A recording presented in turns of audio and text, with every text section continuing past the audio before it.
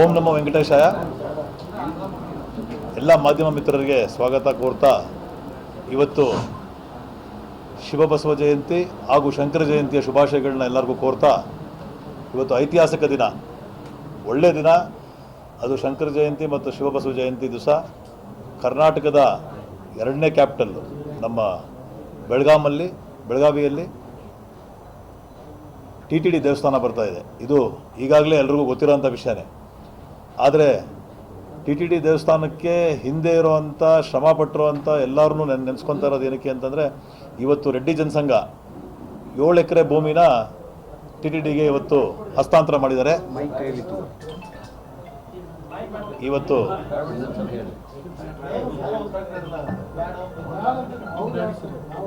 ಇವತ್ತು ಬೆಳಗಾವಿ ರೆಡ್ಡಿ ಜನಸಂಘದವರು ಬಹಳ ದೊಡ್ಡ ಹೃದಯದಿಂದ ಮತ್ತು ಇಡೀ ಜನಾಂಗಕ್ಕೆ, ಇಡೀ ಬೆಳಗಾಂ ಉತ್ತರ ಕರ್ನಾಟಕದ ಭಾಗಕ್ಕೆ ಒಳ್ಳೆಯದಾಗೋ ದೃಷ್ಟಿಯಿಂದ, ಜಾತಿ ನೋಡದೆ ಪಂಥ ನೋಡದೆ, ಇವತ್ತೇನು ಬಸವ ಜಯಂತಿ ಮತ್ತು ಶಿವ ಜಯಂತಿ ಮತ್ತು ಶಂಕರ ಜಯಂತಿ ಏನು ಅವರ ತತ್ವ ಇದೆ, ಅದೇ ರೀತಿ ವೇಮನ ಅವ್ರನ್ನ ಪಾಲಿಸೋವಂಥ ರೆಡ್ಡಿ ಜನಸಂಘದವರು 7 ಎಕರೆ ಜಾಗನ TTDಗೆ ಹಸ್ತಾಂತರ ಮಾಡಿದ್ದಾರೆ.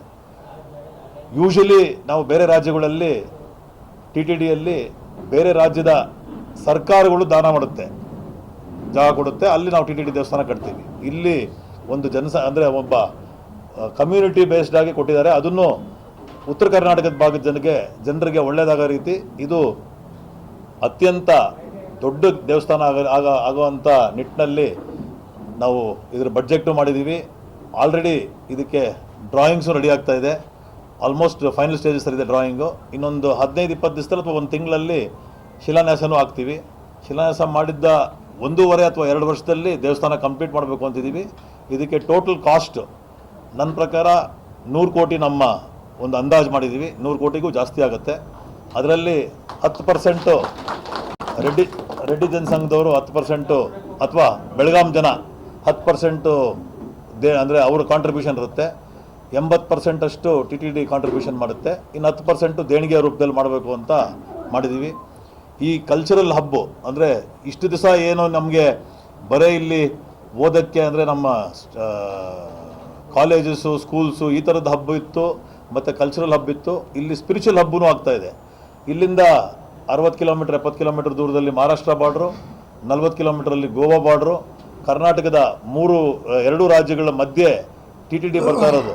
ಬಹುಶಃ ತಿರುಪತಿ ತಿಮ್ಮಪ್ಪನಿಗೆ ಇಲ್ಲಿ ಬರಬೇಕು ಅಂತ ಒಂದು ಅಂದರೆ ಅದರೊಂದು ಬೈಕೇನೋ ಇತ್ತೇನೋ. ಯಾಕಂದರೆ ಮಹಾಲಕ್ಷ್ಮಿ ಇಲ್ಲೇ ಪಕ್ಕದಲ್ಲಿರೋದ್ರಿಂದ, ಕೊಲ್ಲಾಪುರ ಮಹಾಲಕ್ಷ್ಮಿ ದೇವಿ, ಇಲ್ಲಿ ಎಲ್ಲರೂ ಮಹಾಲಕ್ಷ್ಮಿಗೆ ಹೋಗುವಂಥ ಪದ್ಧತಿ ಇದೆ.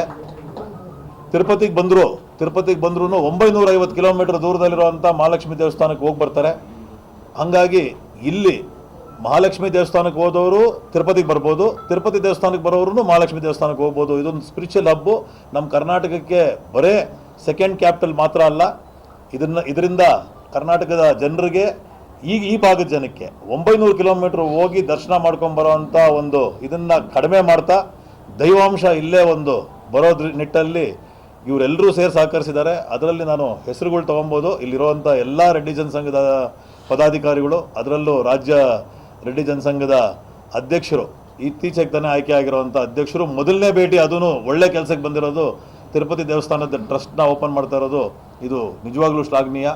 ನಿಮ್ಮೆಲ್ರಿಗೂ ಒಳ್ಳೆಯದಾಗಲಿ ಅಂತ ಕೋರ್ತಾ, ಮತ್ತು ಮುಂದಿನ ದಿನಗಳಲ್ಲಿ ಇದು ರೆಡ್ಡಿ ಜನಸಂಘ ಭೂಮಿ ಕೊಟ್ಟು ಬಾಲಾಜಿ ದೇವಸ್ಥಾನ ಟ್ರಸ್ಟ್ ಅಂತ ಏನು ಮಾಡಿದ್ದಾರೆ, ಅದ್ರ ಮೂಲಕ ಎಲ್ಲ ಕೆಲಸನೂ ಆಗುತ್ತೆ. TTDಯಿಂದ ಕರ್ನಾಟಕದಿಂದ ನಾನು ಮತ್ತು ದರ್ಶನ್ ಇಬ್ಬರು ಇದ್ದೀವಿ. ನಾನು ಕೋಆರ್ಡಿನೇಟ್ ಮಾಡ್ತೀನಿ. ಮತ್ತು ಅತ್ಯಂತ ಬೇಗ ಈ ದೇವಸ್ಥಾನ ನಿರ್ಮಾಣ ಆಗಿ ಕರ್ನಾಟಕಕ್ಕೂ ಒಂದು ಒಳ್ಳೆ ಹೆಸರು ಬರೋವಂಥ ನಿಟ್ಟಿನಲ್ಲಿ ನಾವು ಕೆಲಸ ಮಾಡೋರಿದ್ದೀವಿ. ಮತ್ತು ಇದು ಸ್ಪಿರಿಚುವಲ್ ಹಬ್ಬ ಆಗಿ ಕನ್ವರ್ಟ್ ಆಗೋ ದೃಷ್ಟಿಯಲ್ಲಿ ಎಲ್ಲ ಇಲ್ಲಿ ಮನೆ ದೇವರುಗಳು, ಅಂದರೆ ಸುಮಾರು ಬೆಳಗಾಂ ಅಂದರೆ ನಾರ್ತ್ ಕರ್ನಾಟಕ, ಬೆಳಗಾಂ, ಬಾಗಲಕೋಟೆ, ಬಿಜಾಪುರ ಈ ಬೆಲ್ಟಲ್ಲಿ ಎಲ್ರಿಗೂ ಮನೆ ದೇವರು ತಿರುಪತಿ ಆಗಿರೋದ್ರಿಂದ ಎಲ್ರಿಗೂ ಸುಮಾರು ಜನಕ್ಕೆ ತಿರುಪತಿ ಬರೋದಕ್ಕೆ ತುಂಬ ಕಷ್ಟ ಆಗಿರೋದ್ರಿಂದ ಇಲ್ಲೇ ಬರ್ಬೋದು, ಇಲ್ಲೇ ದರ್ಶನ ಮಾಡ್ಬೋದು. ಇಲ್ಲಿ ಲಡ್ಡು ವ್ಯವಸ್ಥೆ ಎಲ್ಲ ತಿರುಪತಿಯಲ್ಲಿ ಏನು ನಡೀತದೆ ಎಲ್ಲ ಕೈಂಕರ್ಯಗಳು ಇಲ್ಲೂ ನಡೀತದೆ. ಇದ್ರ ಪರವಾಗಿ ಇಲ್ಲಿನ ಅಂದರೆ ಟ್ರಸ್ಟೀಸ್ನೂ ಇಲ್ಲಿ ನೇಮಕ ಮಾಡ್ತೀವಿ. LIC ಅಂತ ನಮ್ಮಲ್ಲಿ ನಿಮ್ಗೆಲ್ರಿಗೂ ಗೊತ್ತಿರೋಂಗೆ ಲೋಕಲ್ ಅಡ್ವೈಸರಿ ಕಮಿಟಿ ಅಂತ ಒಂದು ಬಾಡಿ ಮಾಡ್ತೀವಿ. ಆ ಬಾಡಿನ ನಡೆಸೋದು. ಅದರಲ್ಲಿ ಈಗಿನ ಏನು ಟ್ರಸ್ಟೀಸ್ ಎಲ್ಲಿದ್ದಾರೆ ಇಲ್ಲಿ ಅಂದರೆ ಬಾಲಾಜಿ ದೇವಸ್ಥಾನಂ ಟ್ರಸ್ಟು ಅವ್ರನ್ನೂ ಒಳಗೊಂಡಂತೆ ಈ ಕೆಲಸನ ಮುಂದುವರಿಸ್ಕೊಂಡು ಹೋಗಬೇಕು ಅಂತ ನಮ್ಮ ಟಿ ಟಿ ಡಿಯಲ್ಲಿ ನಿರ್ಣಯನೂ ಆಗಿದೆ. ಬೋರ್ಡಲ್ಲಿ 100 ಕೋಟಿ ಸ್ಯಾಂಕ್ಷನ್ ಮಾಡೋದಕ್ಕೆ ಒಪ್ಪಿಗೆನೂ ತೊಗೊಂಡಿದ್ದೀವಿ. ಆದರೆ ದೇಣಿಗೆ ರೂಪದಲ್ಲಿ ಜಾಸ್ತಿ ಬರಬೇಕು ಅನ್ನೋ ನಿಟ್ಟಿನಲ್ಲಿ ಇಲ್ಲಿನ ಭಾಗದಲ್ಲಿ ಅತ್ಯಂತ ಜಾಸ್ತಿ ದೇಣಿಗೆ ಮಾಡೋವಂಥದ್ದಾಗಲಿ, ಈ ಇಡೀ ದೇವಸ್ಥಾನ ಕರ್ನಾಟಕದವರೇ ಕಟ್ಟಂಗಾಗಲಿ, ಕರ್ನಾಟಕದವ್ರು ಕಟ್ಟಿಲ್ಲ ಅಂತ ಟಿ ಟಿ ಡಿ ಕೊಡುತ್ತೆ, ಅದರಲ್ಲಿ ಬೇರೆ ವಿಷಯ ಇಲ್ಲ. ಆದರೆ ಕರ್ನಾಟಕದ ದೇವಸ್ಥಾನ ಕರ್ನಾಟಕದವರೇ ಕಟ್ಟಲಿ ಅನ್ನೋ ನಿಟ್ಟಲ್ಲಿ ಇಲ್ಲಿ ದೇಣಿಗೆ ಕೊಡಬೇಕು ಅಂತ ಎಲ್ಲರನ್ನೂ ವಿನಂತಿ ಮಾಡ್ತಾ, ಮತ್ತು ಮುಂದಿನ ದಿನಗಳಲ್ಲಿ ಅತ್ಯಂತ ಬೇಗ ಈ ಕೆಲಸ ಬೇಗ ಆಗಿ ದೇವಸ್ಥಾನ ನೋಡುವಂಥ ನಿಟ್ಟಿನಲ್ಲಿ ನಿಮ್ಮ ಎಲ್ಲ ಒಂದು ಮನೆ ದೇವರು ಪ್ಲಸ್ ನಮ್ಮೆಲ್ಲರ ಒಂದು ಅವಧಿಯಲ್ಲೇ ಈ ದೇವಸ್ಥಾನ ಕಂಪ್ಲೀಟ್ ಆಗೋ ನಿಟ್ಟಿನಲ್ಲಿ ಮಾಡ್ತೀವಿ.